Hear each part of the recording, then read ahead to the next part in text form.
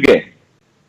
स्वामी हीरानंद ने कहा था कि ये, उन्होंने फॉरवर्ड लिखा था 1 जनवरी 1993 को, और उन्होंने कहा था कि इसमें कुछ इंडियन नहीं है, इसको बदलना चाहिए।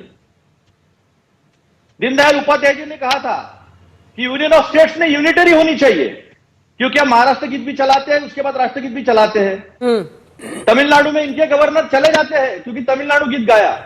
उनकी प्रथा है, पहले तमिलनाडु गीत होता है प्रोग्राम की सेशन की शुरुआत में, और अंत में राष्ट्रगीत होता है। तो कुछ ना कुछ बहाना बना के, जो ब्रिटिश बरतानी परस्त थे, और इतिहास गवाह है कौन मुस्लिम लीग के साथ गया, किसकी वजह से विभाजन हुआ, किसके कारण से महात्मा गांधी की हत्या हुई, मैं नहीं, ये वल्लभ भाई पटेल जी ने कहा है।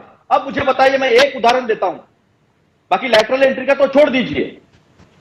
इस देश में इतर मागास वर्गीय, दलित, पिछड़े, आदिवासी, इन लोगों को मौका नहीं मिलना चाहिए, इसलिए लैटरल एंट्री का बेताशा इस्तेमाल किया गया है, एडवर्टाइज निकाल कर इस्तेमाल किया गया, किसी एक्सपोर्ट का नहीं रखा गया है, आरएसएस के लोगों को भरा गया है।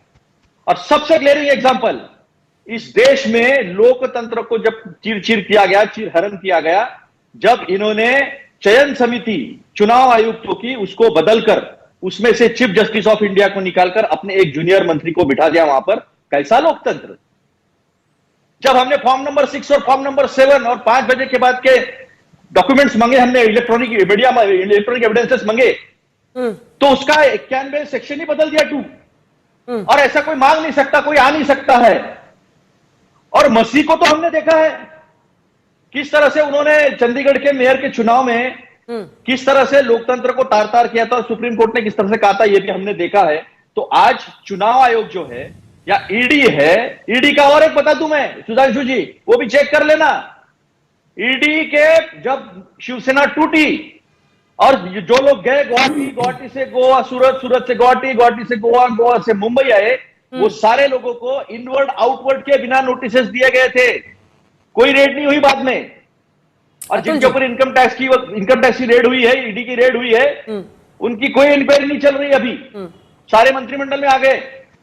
अतुल जी, मैं आपसे फिर से पूछ रही हूं, देखिए ये तमाम बातें हैं जिस पर आप हमलावर बीजेपी पर हो सकते हैं, मौजूदा सरकार पर हो सकते हैं, लेकिन इंडियन स्टेट का अर्थ कुछ और होता है।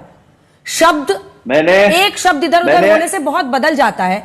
सुनिए ना सर, आप एजेंसियों की बात कर रहे हैं, एक बार हम आपको दिखाते हैं कि कैसे कैसे अलग अलग इश्यूज पर वक्त वक्त पर स्टैंड आप ही लोगों का बदला है।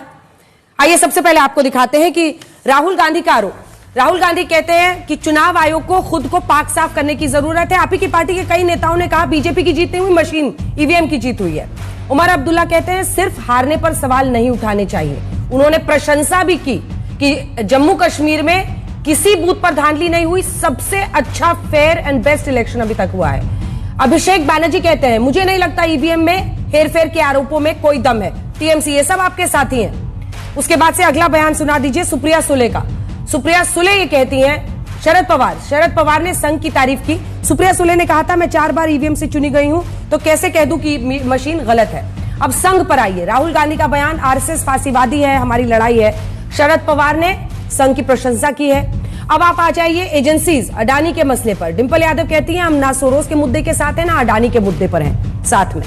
तो ये आप ही के साथी हैं जो अलग अलग। टीएमसी ने भी अडानी मुद्दे से दूरी बना ली, आपके तमाम साथी। तो एजेंसीज को लेकर कभी कुछ और कहना, कभी कुछ और कहना। अब आ जाइए आप सीधा विपक्ष पर। न्यायपालिका का जो काम है, जांच एजेंसियों का सिर्फ एक काम है, विपक्षी नेताओं को जेल भेजो। कांग्रेस करती है दिल्ली में शराब घोटाले के खुलासे का दावा, आप करते हैं। उसी मुद्दे में जब वो जेल जाते हैं तो आप कहते हैं एजेंसी का गलत इस्तेमाल हो रहा है। अब आप उसी मुद्दे पर अरविंद केजरीवाल को घेर भी रहे हैं। तो ये कैसे होगा सर कि आप इधर भी स्टैंड ले, उधर भी स्टैंड ले। अब आ जाइए कोर्ट पर। विपक्ष अब न्यायपालिका का काम कर रहा है, न्यायपालिका यानी काम नहीं कर रही है। और न्यायपालिका पर राहुल गांधी बुलडोजर नीति पर सर्वोच्च न्यायालय की टिप्पणी का स्वागत करते हैं। अब मैंने कुछ ऐसे बिंदु निकाले जिसमें आप ही आलोचक भी हैं, आप ही उस संस्था के प्रशंसक भी हैं। अब ऐसे में स्टैंड तो क्लियर करना पड़ेगा ना सर। देखिए, हमारे गठबंधन के कुछ दल अगर कुछ कहते हैं तो क्या सच बदल जाता है? मैंने कहा कि जो मांग हमने की थी उसके बाद किस तरह से कानून बदला गया, क्या वो गलत है? मैंने चुनाव आयोग की चयन समिति के बारे में जो कहा, क्या वो गलत है? क्या वो असंवैधानिक नहीं है? ठीक है, एक छोटा सा जवाब सुधांशु दीजिए, सुनिए, नहीं, पूरा कर लीजिए, पूरा कर लीजिए। बहुत वक्त दिया और मुझे वक्त नहीं दिया। आपने जो कहा उसके ऊपर तो मुझे जवाब देना पड़ेगा अंजना जी, नहीं तो ये तो गलत हो जाएगा। तो सच बदलता नहीं है। वो मुख्यमंत्री है, वहां पर प्रधानमंत्री गए हैं, वहां पर एलजी है, सिस्टम के साथ मिलकर काम करने का हो सकता है मजबूरी, राज चलाना पड़ता है। राज चलाते समय कुछ वक्त प्रधानमंत्री आए हैं वहां पर, तो मुख्यमंत्री उनकी खिलाफत करना, ये राजनीतिक संस्कृति को पकड़ कर नहीं हो सकता है, लेकिन उससे सच बदल नहीं जाता है। क्या यह सच नहीं है प्रताप सरनाईक पर इनकम टैक्स की रेड हुई थी, यशवंत यादव पर इनकम टैक्स की रेड हुई थी, आज प्रताप सरनाईक मंत्री है? क्या यह इस देश के प्रधानमंत्री ने नहीं कहा था कि अजीत पवार ने 70,000 करोड़ का घोटाला किया है, 25,000 करोड़ का बैंक घोटाला किया है, वो 5 दिन के बाद उनको वित्त मंत्री बनाया गया महाराष्ट्र का? क्या हेमंत बिस्वा शर्मा के ऊपर अल्फा सल्फा से लेकर उनके साथ मिले हुए का आरोप नहीं हुआ है? क्या अगर देश को यह कहा जाए कि 2014 में देश आजाद हुआ है, यह अगर कहा जा रहा है, या राम मंदिर बना उस दिन देश आजाद हुआ, यह कहा जा रहा है, तो फिर भगत सिंह को आप नकार रहे हो, डॉक्टर बाबा साहब अम्बेडकर को आप नकार रहे हो, ठीक है, महात्मा गांधी को आप नकार रहे हो। आप जो बलिदान हुए, जिन्होंने लाखों करोड़ों लोगों ने बलिदान दिया, अपने परिवार को खत्म कर दिया देश की आजादी के लिए, बहुत तरह के कष्ट सहने के बाद इस देश को आजादी मिली 1947 को, उसको आप नकारते हो, तो इससे बड़ा देशद्रोह क्या हो सकता है? ठीक है, सुधांशु जी जल्दी से जवाब दीजिए। ठीक है, अतुल जी, आप कितना भी बचा लो, कोई नहीं बचा रहा है, प्रश्न पूछ रहे हैं, जवाब दीजिए। जजमेंट मत बैठ के पास कीजिए अतुल लौंडे पाटिल, अतुल लौंडे पाटिल जजमेंट मत बैठ के पास कीजिए, आपसे सवाल पूछेंगे। अगर fighting against the Indian state जैसा बयान आएगा तो सवाल पूछा जाएगा, और आराम से सवाल का जवाब दीजिए। दिक्कत यह है ना अतुल साहब कि एक सवाल पूछा, मैंने उनसे भी पूछा कि उन्होंने एक हिस्सा उस बयान का हटा के बात कर रहे हैं, तब उनको परेशानी नहीं, ऐसे नहीं होता है sir. Please mister Patil, please wait for your turn. मैंने किसी को ये नहीं किया। अतुल जी, जो लाखों दर्शक देख रहे हैं उन्हें समझ में आ रहा है कि स्टेट की डेफिनेशन में बुरी तरह फंसे हुए हैं, और जब जॉर्ज सोरस और इलान उमर जैसे लोगों के साथ मिलेंगे, जब देश के टुकड़े टुकड़े करने वालों का संकल्प लेंगे, जब इरेडिकेशन ऑफ सनातन धर्म वालों के साथ खड़े होंगे, डिसमेंटलिंग ग्लोबल हिंदुत्व के लिए अमेरिका में कॉन्फ्रेंस करने वालों के साथ पड़े रहेंगे, तो ऐसी बुद्धि भ्रमित होगी। और रही बात भगत सिंह जी का अपमान करने की, अतुल पाटिल जी, तो कान खोल के सुनिए। भगत सिंह जी को फांसी हुई 23 मार्च 1931 और गांधी इरविन पैक्ट हुआ 4 मार्च 1931।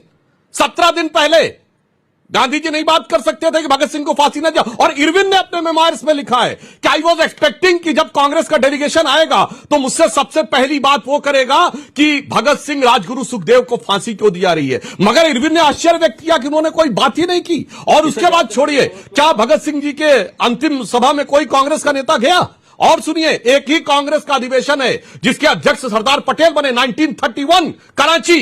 सरदार पटेल को इसलिए बनाना पड़ा क्योंकि उस समय गांधी जी को भयंकर आक्रोश का सामना करना पड़ रहा था। कराची स्टेशन पे उनके ऊपर अटैक तक हुआ क्योंकि भगत सिंह की फांसी का विरोध नहीं किया था। मेरे भाई, बहुत आसान नहीं। अंबेडकर जी के साथ क्या किया सबको बता चुके हैं, और आपके लोगों ने वो किताबें लिखी है लेफ्टिस्टों ने जिन्होंने भगत सिंह के लिए टेररिस्ट वर्ड लिखा है। बिपिन चंद्रा की किताब जब हम लोगों ने 2016 में मुद्दा उठाया तो कहते हैं अगले एडिशन में से हमने हटा दिया है। इसलिए साहब, देश के साथ, देश की स्वतंत्रता के साथ, देश की अस्मिता के साथ कांग्रेस ने क्या किया है वो सबको पता है भली भांति। और मैं ये भी बात बताना चाहता हूं, 15 अगस्त 47 को इस देश को आजादी मिली तो माउंटबेटन ने क्यों शपथ दिलवाई भाई? कोई दुनिया में दूसरा ऐसा उदाहरण है? देश आजाद हुआ और गुलाम देश का वाइसरॉय शपथ दिलवा रहा है। जिन्ना ने तो नहीं शपथ ली माउंटबेटन से। और आपको पता उसके बाद भारत की आर्मी का चीफ कब तक अंग्रेज रहा? 1949 तक जनरल फ्रांसिस रॉय बुचर। उसके बाद भारत का एयर चीफ कब तक रहा? 1954 तक air chief marshal Gerald Gibbs. उसके बाद भारत का नेवी चीफ कब तक रहा? 1958 तक एडमिरल स्टीफन कार्लाइल। क्या आजादी है साहब। और 1968 तक मूर्ति रही किंग जॉर्ज की। 1973 तक अमर जवान ज्योति नहीं बनी थी, और सारे केवल इंडिया गेट पर उन सैनिकों के नाम लिखे जिन्होंने ब्रिटिश राज के लिए किया। रहे हमने बनाया साहब। 1997 तक भारत का जो बजट आता था शाम 5 बजे क्यों प्रस्तुत होता था? क्योंकि अंग्रेजों के जमाने से 11:30 बजे होता था। अंग्रेज लंदन में 11:30 बजे होते थे तो दिल्ली में 5 बजे होता था। इसीलिए बिल्कुल सही का गुलामी की मानसिकता से निकलने में 3 पीढ़ियां लगी हैं। मैं बताता हूं, ऐसा है कि जॉर्ज सोरोस को सर्वोच्च सम्मान जब अमेरिका ने दिया, मेरे देश के प्रधानमंत्री ने, मेरे देश की सरकार ने उनके एम्बेसडर को बुला के कुछ कहा नहीं। उन्होंने उनकी तरफ आपत्ति नहीं जताई कि जॉर्ज सोरोस हमारे देश में डीप स्टेट चलाता है, हमें तकलीफ देता है, हमारे लोकतंत्र के खिलाफ कहता है। कुछ नहीं किया। अभी की बात है, चुपचाप बैठे रहे आप। अरे वो तो इंदिरा जी थी, निक्सन से उठ के आ गई और देश दुनिया का भूगोल बदल दिया और पाकिस्तान के टुकड़े कर दिए। भगत सिंह जब थे, भगत सिंह को जब फांसी हुई तब महात्मा गांधी जी ने पूरा लेटर लिखा था इरविन को, और 1925 में आरएसएस का निर्माण हुआ था, तो 1931 में 2 लाइन दिखाइए लेटर कहां है, दिया था क्या आपने? दिखाइए लेटर। लिखा था आपने? बिल्कुल लेटर है, मैं भेज दूंगा आपको। महात्मा गांधी जी ने पूरा लेटर लिखा था और पूरी बात भी हुई थी, उसके बाद भी अंग्रेजों ने सुना नहीं था। लेकिन मुझे यह बताओ कि आरएसएस का बनकर 6 साल हो गए थे, आरएसएस के किसी नेता ने किसी भी जाकर कहा था क्या? ये बताओ मुझे, हिंदू महासभा का कोई नेता गया था जिसने भगत सिंह की फांसी की भी विरोध किया था? पंडित जवाहरलाल नेहरू जेल में जाकर भगत सिंह से मिले थे, कांग्रेस के अधिवेशन में उसका निषेध किया गया था, कांग्रेस के अधिवेशन में उनको सपोर्ट जाहिर किया गया था।